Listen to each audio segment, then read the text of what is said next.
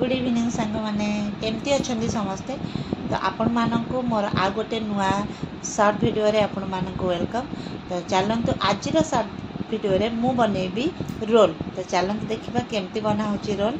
तो रोल पे मुझे नहीं गली क्या गाजर कैप्सिकम बंधाकोबी ताको भलसे काटिकी थोईदेली आउ तेल पकई कड़े प्याज फ्राए कली जीतक काटिक रखली परिवा तादे देकी भल से फ्राए करेंगे तादे देदेवे टमाटो सॉस सोया सॉस आउ चिली पाउडर सब देकी भल से स्टफिंग तैयारी करदेवे। आपन चाहे पनीर भी ऐड करें आउे आप अटा रुटी बेलिकी आप तावारे भल से तेल मारिक सेकिबे जहाँ स्टफिंग रखिए भल से ए रुटी देकी स्टफिंग देकी मोड़े रोल भाया करदे। आप चाहे आप फॉइल पेपर देकी भी रोल करें। गला मोर ये रोल। तो देखो केते बढ़िया से देखा पूरा रोल स्टफिंग पूरा मार्केट रोल भाया आउ एठी मु भल से तैयारी करदेली मो पई दीटा रोल मु करदेली आउ देखंदु हे गला मोर रोल आउ एठी मु खाइ के टेस्ट करछि बहुत ही टेस्टी अछि। Bye bye. वीडियो टी केमते लागला आपण जदी भल लागला वीडियो टी तो आपण लाइक शेयर सब्सक्राइब करा को जमा भी भूलिबेनी।